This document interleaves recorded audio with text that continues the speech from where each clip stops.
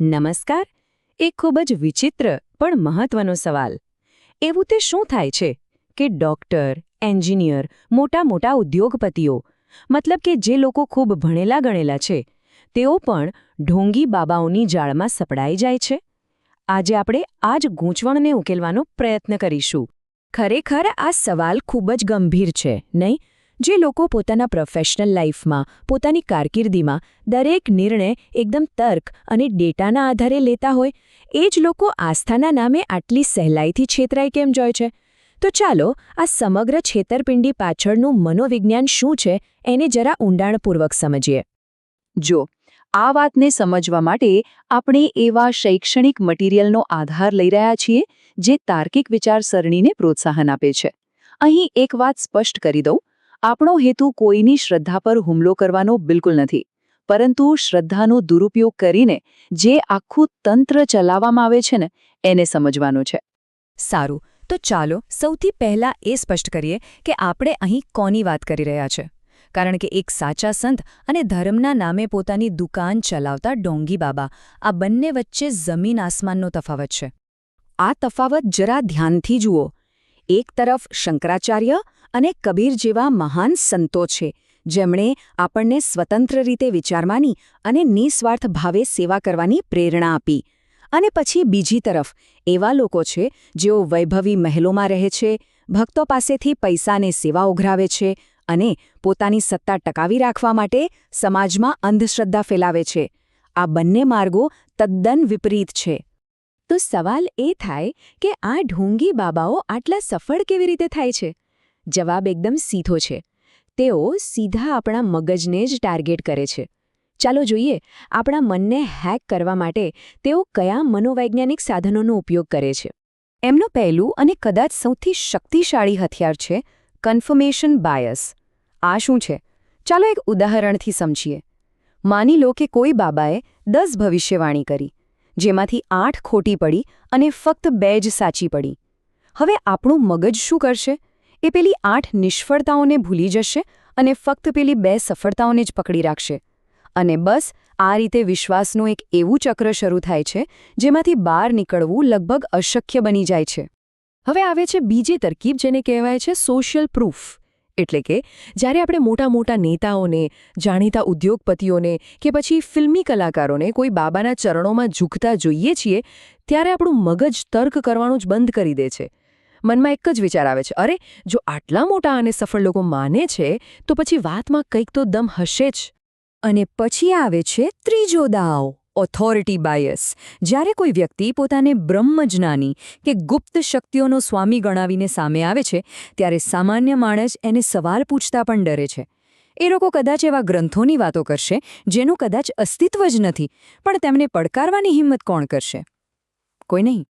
અને એકવાર આમ મનોવૈજ્ઞાનિક રીતે મન પર કબજો થઈ જાય, પછી શરૂ થાય છે શોષણની એક આખી રમત. અને એ પણ જાણી લો, આ કોઈ અકસ્માત નથી હોતો. આ એક ખૂબ જ ઠંડા કલેજે વિચારીને બનાવેલી યોજના હોય છે. આ શોષણનો જાણે કે એક 4 પગલાંનો નકશો જ છે. પહેલું પગલું, નાની સામાન્ય સલાહ આપીને તમારો વિશ્વાસ જીતી લેવો. બીજું પગલું, પછી તમારી સમસ્યાના ઉકેલના નામે મોંઘા પથ્થરો, તાવીજ કે ખાસ વિધિઓ વેચવાનું શરૂ કરવું. ત્રીજું પગલું, ખાસ પૂજા કે અંગત આશીર્વાદના બહાને પીડિતને એકાંતમાં બોલાવવું. અને છેલ્લું, સૌથી ભયાનક પગલું, એ એકાંતમાં શારીરિક શોષણ કરવું, એને રેકોર્ડ કરવું અને પછી આખી જિંદગી બ્લેકમેલ કરીને ફસાવી દેવું. જરા આ આંકડા પર નજર કરો. 1 લાખ રૂપિયા. તમને કદાચ આ રકમ મોટી લાગતી હશે, પણ રાહ જુઓ.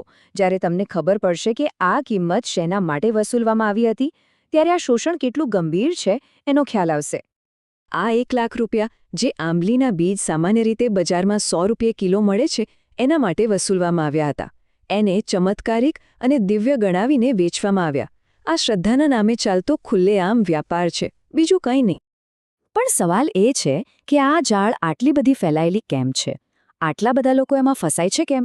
તો એનું કારણ એ છે કે ક્યાંક ને ક્યાંક આપણો સમાજ જ આના માટે અનુકૂળ પરિસ્થિતિઓ બનાવે છે. ચાલો આ સામાજિક કારણો પર એક નજર નાખીએ. અને એવું ન માનતા કે આ સમસ્યા ફક્ત ગામડાઓની જ છે. ના, ગામડામાં લોકોને ફસાવાના કારણો કદાચ ગરીબી, શિક્ષણનો અભાવ કે સ્વાસ્થ્ય સુવિધાઓની કમી હોઈ શકે છે. તો બીજી તરફ શહેરોમાં કારણો અલગ છે.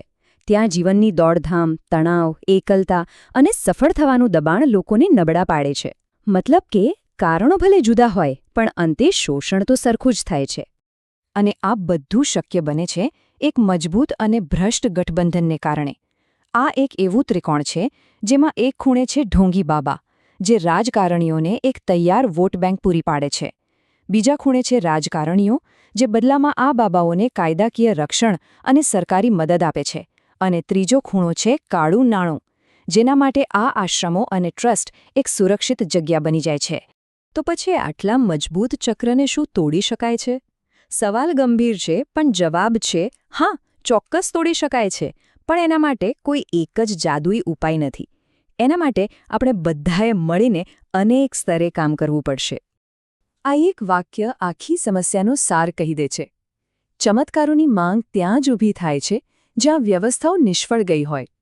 જરા વિચારો, જ્યાં સુધી લોકોને સારું શિક્ષણ, સારી આરોગ્ય સેવાઓ અને સમયસર ન્યાય નહીં મળે, ત્યાં સુધી તેઓ આવા શોર્ટકટ શોધવા માટે મજબૂર બનતા રહેશે.